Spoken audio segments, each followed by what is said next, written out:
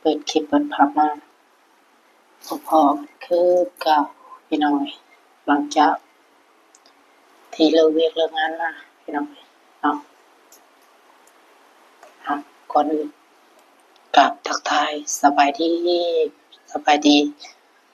ดีพ่อแม่พี่น้องกันเบิดสุขพี่น้องเลยเนาะว่าจะเป็นพี่น้องฝั่งไทยฝั่งลาวหรือทางต่างประเทศพ่อแม่พี่น้องเนาะก็ยินดีต้อนรับเข้าสู่ห้องสู่ช่องของบันเทิงบรรณาอีกแล้วพี่น้องหลังจากที่เฮาเลิกเวียกพี่น้องนี่พี่น้องสิมาต้มมาม่าพี่น้องเอาต้มมาม่ากินข้าวพี่น้องหิวข้าวต้มมาม่าก่อนพี่น้อง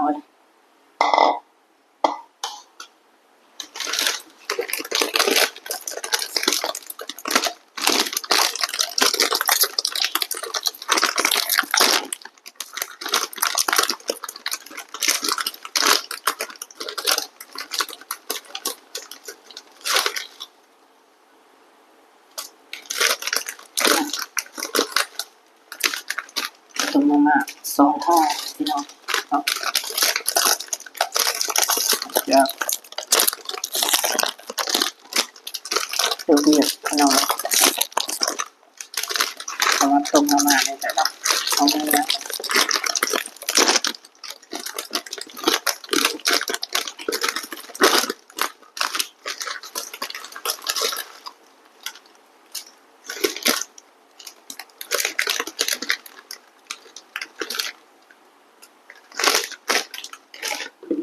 เปิดหม้อ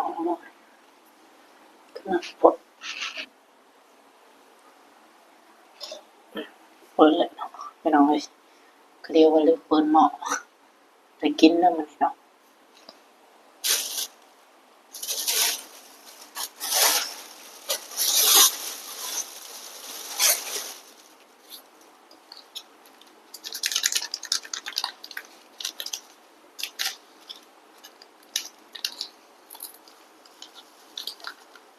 กาดกับน้ำพี่น้องให้บ้านแล้วอุปนัดกันก็เลยมาต้มมาม่าพี่น้องเนาะอากาศกับข้างๆหนาวๆนี่พี่น้องจังไรเด้พี่น้องเนาะอากาศกับหนาวแล้วก็ดูแลสุขภาพในเด้อพี่น้องเลยเนาะก็เป็นห่วงเป็นใยพี่น้องเบิดสุขทุกคนปลาลุงเบิดสุขทุกคนนั่นแหละพี่น้องที่ติดตามเฮาอยู่ตอนนี้เนาะ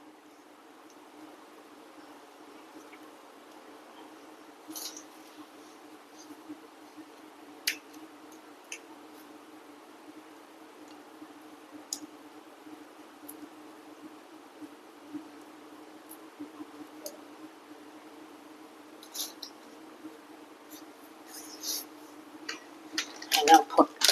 น้ำเดือดก่อนพี่น้องคอยเทเข้าไป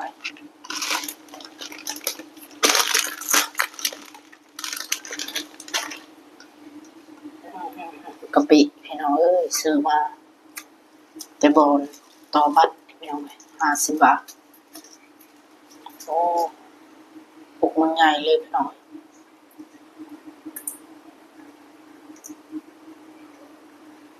เบิ่งก่อน50 บาทเล็กน้อยเน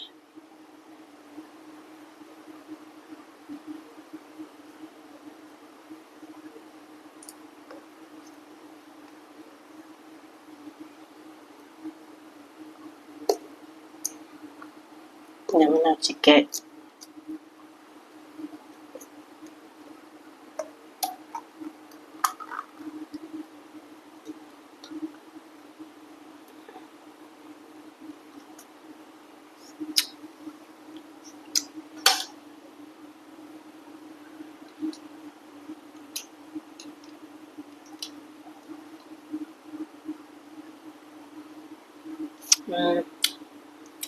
เสียบพี่น้อง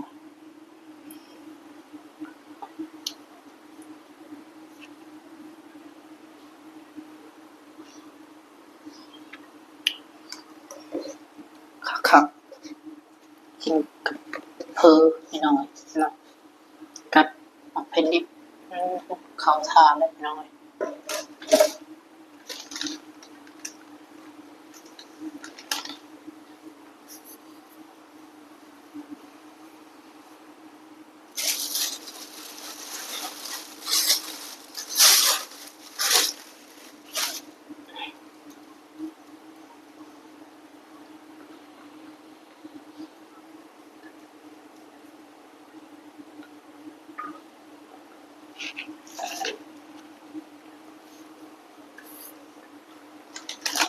เดี๋ยวมาหน้าลูกก่อน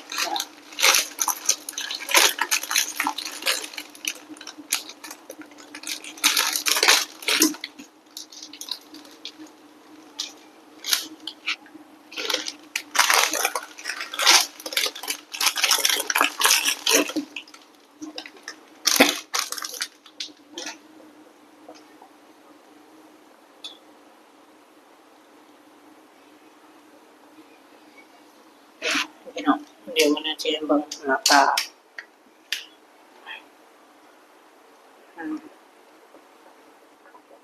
ตอนนี้น้ำกำลังเดือดเนาะต้มมันเล่นหมักแบบเปื่อยๆพี่น้องแบบต้มแบบมันเปื่อยแบบมันบ่คักปานใดพี่น้องเนาะอันนี้ก็เลยต้มมาแบบสิเปื่อยๆพี่น้องสุดแบบร้อนๆพี่น้องเนาะมีแห้งพี่น้องอันนี้หมักแบบต้มเปื่อย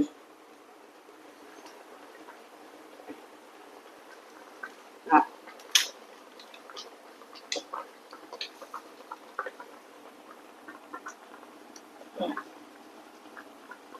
เดี๋ยวตักกวางไว้ก่อนพี่น้องห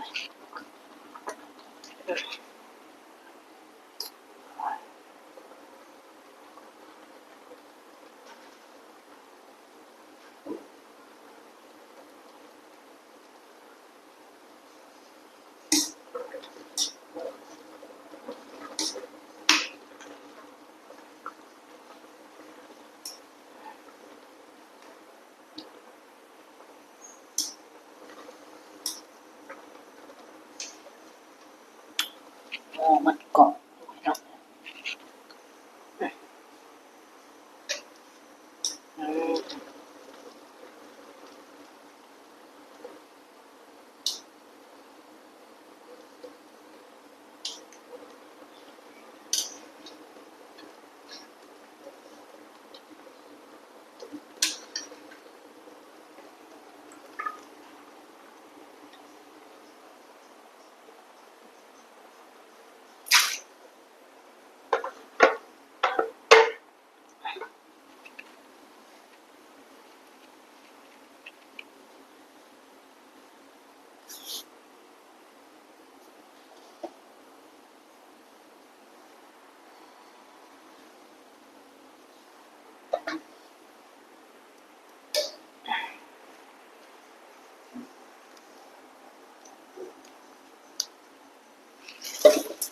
เรียบร้อยพี่น้องเนาะ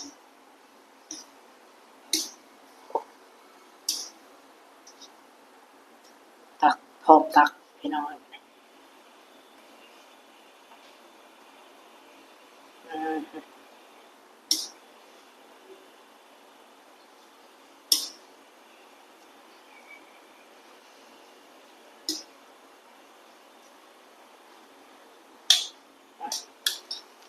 เดี๋ยวแม่ขอไปยับตักก่อน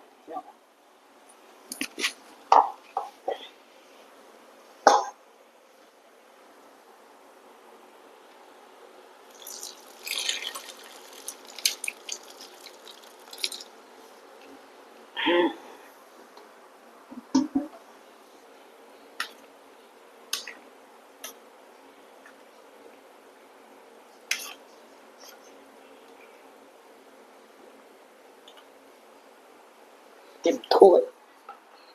พี่น้อง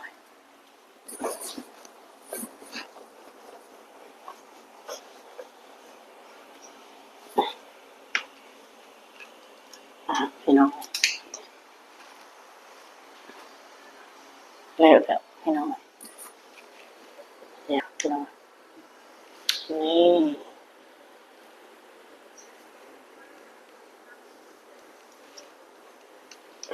พี่น้องกินน้ำกันแบบ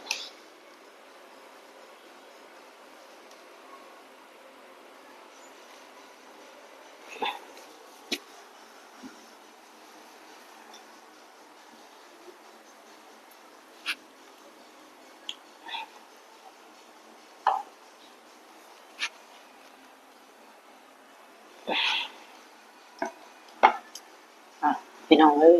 มาเด้อปลาลูกมือกระชูทุกคนพี่น้องกิน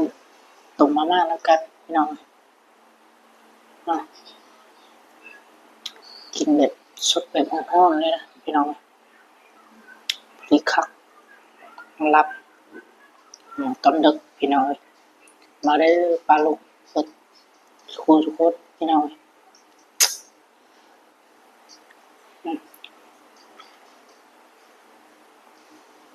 พี่น้อง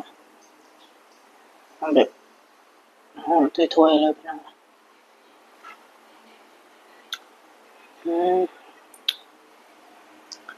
คัก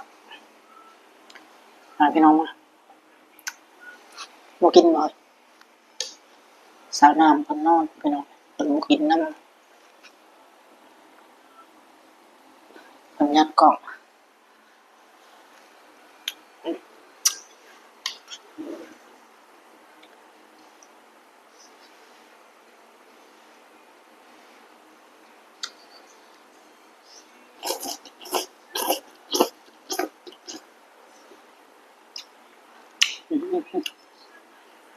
แซ่บพี่น้องกินตอนร้อนๆเนาะ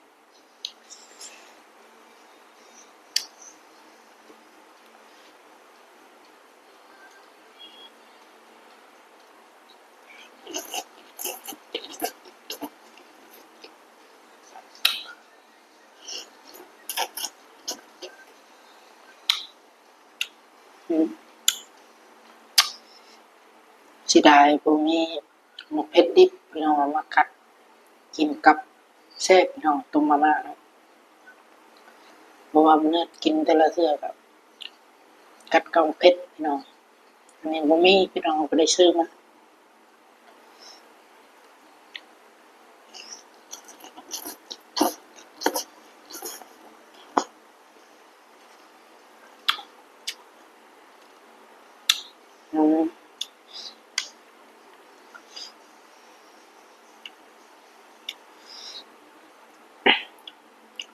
ต้มแบบ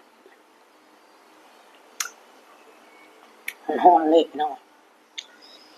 กินนิ้วคัก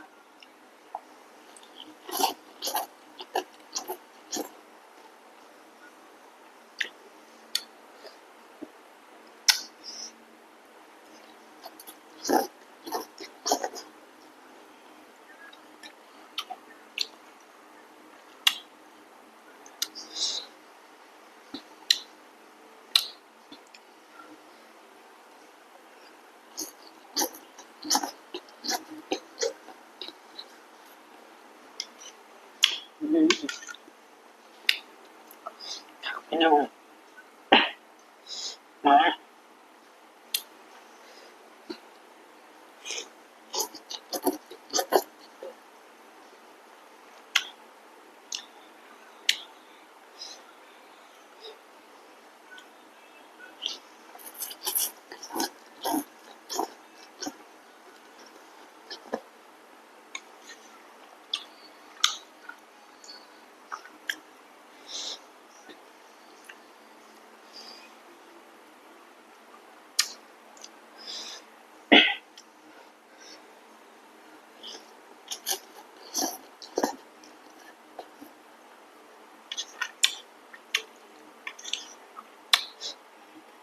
ต้มช่องห้องพี่น้อง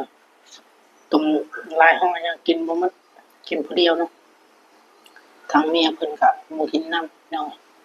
เพิ่นนอนแล้วผมก็เนี่ยจัดคนเดียวเลยพี่น้อง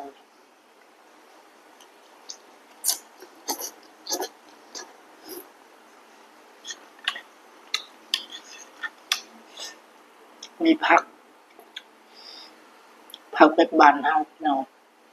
ผักที่ว่ากินกับกระบอกข้าวปุ้นนั่นนะมากินกับข้าวกับน้ำลับพี่น้อง ไม่ได้ซื้อพี่น้องผักลูมภาษาลาวห้องแต่ภาษาไทยบ่ฮู้ว่าเพิ่นห้องจังไดพี่น้อง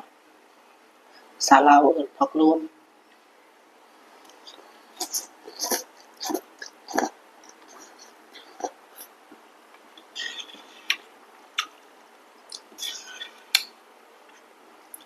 ภาษาไทย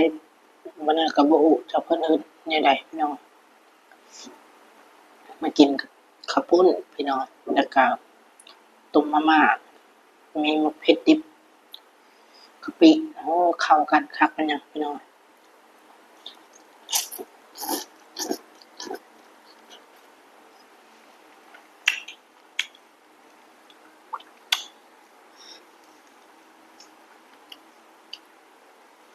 ไม่ปลาทอดนะพี่น้อง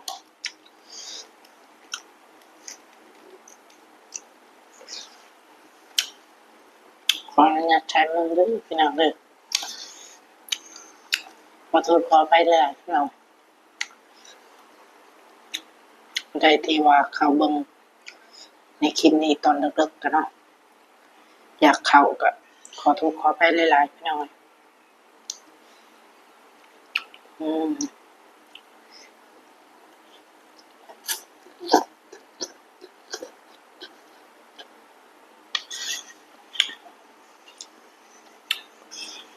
ครับพี่น้องอืม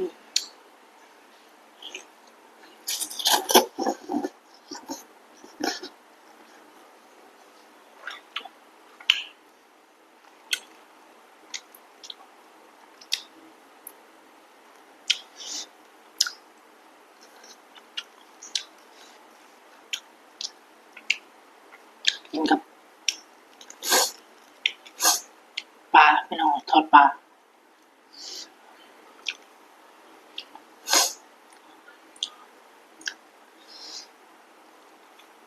ครับ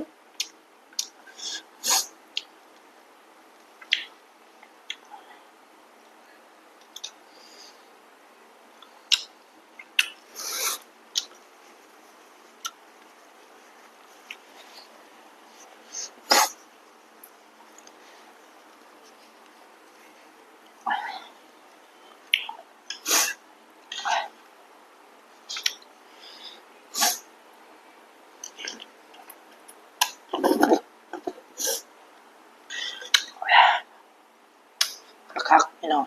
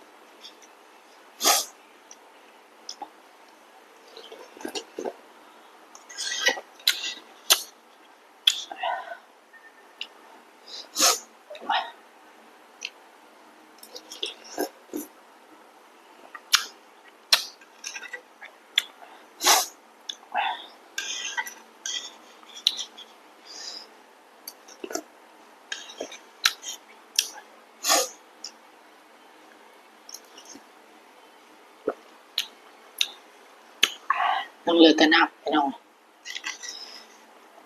ตอนมัน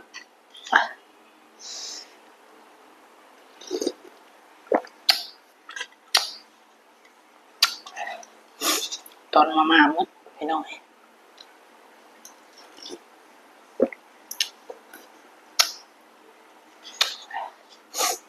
เส้นมาม่ามันเหลือแต่น้ำ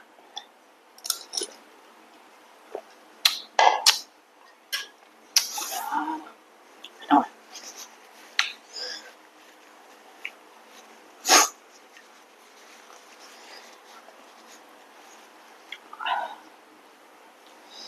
แซ่บพี่น้องกินตอนดึกนะ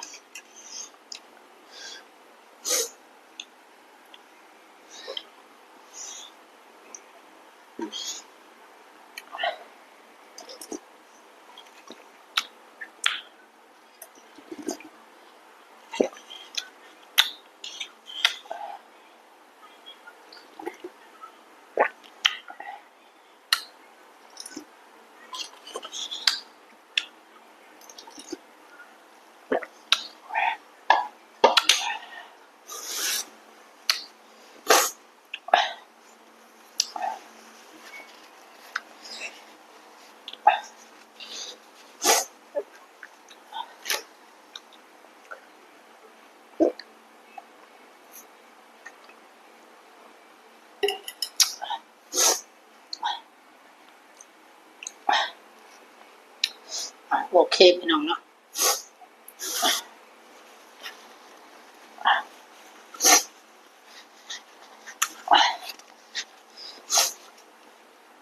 นอกจากที่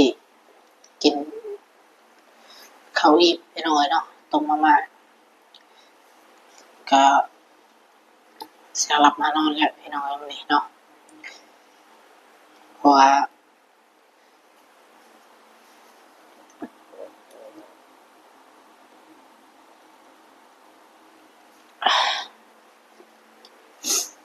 มื้ออื่นพี่น้องเนาะก็สิสู้เวียกสู้งานคือเก่าพี่น้องจังไดก็ขอขอบคุณพี่น้องทุกคนปาลุงทุกท่านพี่น้องเนาะที่เข้ามาติดตามนะครับชมพี่น้องเนาะจังไดก็ซอยเบิ่งคลิปได้เด้อพี่น้องเพื่อบ่กดคำโฆษณาเพื่อเป็นกำลังใจให้บ่แน่มีการทำคลิปต่อไปพี่น้องนะครับถ่ายชีวิตประจำวันพี่น้องเรื่องเวียกเรื่องงานแต่ละมื้อเฮ็ดหยังแหน่พี่น้องก็บ่ได้เฮ็ดหยังพี่น้องเรื่องเวียกเรื่องงานมากอะต้มมาม่ากินข้าวอาบน้ำยังแล้วต้มมาม่ากินข้าวนอนพี่น้องเพราะว่าตื่นเช้ามากอะสู้เวียกสู้งานคือเก่าพี่น้องก็สิมีประมาณนี้เนาะเดี๋ยวมื้อนี้ก็สิถ่ายไปเรื่อยๆพี่น้องให้พ่อแม่พี่น้องได้เบิ่งได้ชมนำกันพี่น้องเนาะครับพี่น้องโอเคขอบคุณหลายๆเด้อพี่น้องที่เข้ามาติดตามนะครับชมพี่น้องเนาะจังใดก็ขอขอบใจหลายๆพี่น้องอะไรที่เข้ามาติดตามกันเนาะอะไรที่ว่ายังบ่ทันได้เข้ามาติดตามก็ฝากหน่อยเด้อพี่น้องฝากเป็นกำลังจิตกำลังใจให้บ่ได้มีการเฮ็ดคลิปต่อไปพี่น้องเนาะจังใดก็ขอบคุณหลายๆพี่น้อง